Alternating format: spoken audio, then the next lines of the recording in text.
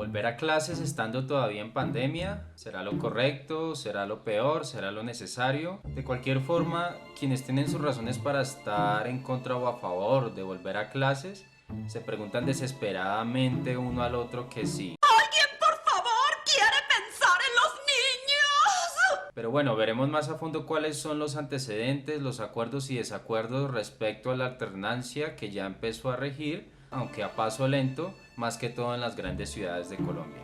Los antecedentes de esta situación creo que son fáciles de entender. El improvisado y necesario sistema de clases de forma virtual en marzo del 2020, cuando llegó la pandemia a Colombia, fue un esperado y entendible desastre.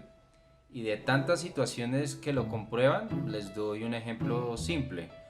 Fue el hecho de que la mayoría de los alumnos al terminar el 2020 pasaron de un grado al otro, por decirlo así, arbitrariamente.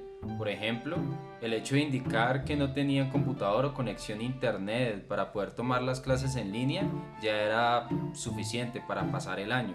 Y aún peor está el testimonio de una profesora que ante el desorden tan grande que había a la hora de contactar y controlar las notas y los trabajos en línea de tan baja calidad por parte de los alumnos y la presión de la secretaría, rectoras, coordinadoras, a que no podía haber una situación masiva de niños perdiendo el año, se llegó al punto en el que solo por el hecho de que el alumno se reportara en el correo electrónico sin presentar ningún tipo de trabajo, la profesora tenía la obligación de hacer que pasara la materia.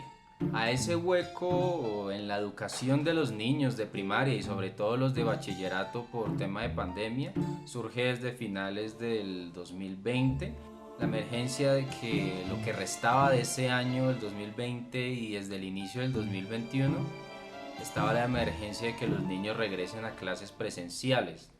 De hecho, se crea la tendencia hashtag la educación presencial es vital y otras más apoyada por la alcaldía y la Secretaría de Educación y asimismo el Ministerio de Educación. Y esa ha sido la evolución de la alternancia, que todos o por lo menos la mayoría de los padres y profesores que están de acuerdo con volver a las aulas lo hagan, pero con las condiciones de bioseguridad pertinentes, la cual es la demanda principal de FECODE y aún se sigue discutiendo.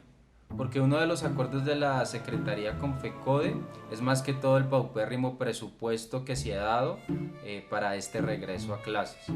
Según FECODE, más exactamente una coordinadora y sindicalista pública, dice que si se divide el presupuesto dado para el regreso a clases por cada colegio, son más o menos 10 millones por cada uno, lo cual es muy poco y una burla y una falta de respeto a los alumnos y a los docentes. Otra preocupación por parte de los maestros es que este tema de la alternancia podría traerles más trabajo del que ya tienen.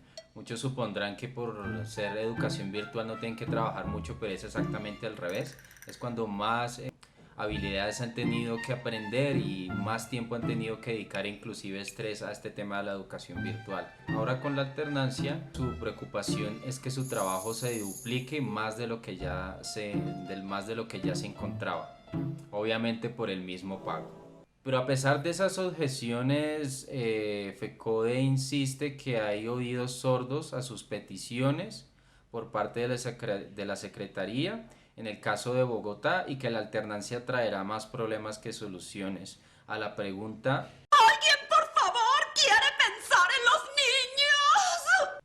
es difícil prever qué es lo que pasará, puesto que al lento ritmo que va la vacunación y al rápido ritmo que se incrementan los contagios, la idea de volver a clases después de Semana Santa se hace aún más ilógica y compleja.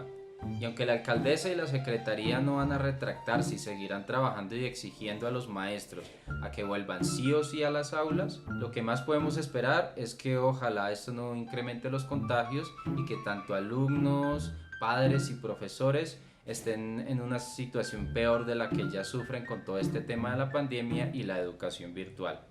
Y eso solo se logra mediante una buena comunicación libre de sesgos, falacias y condescendencias.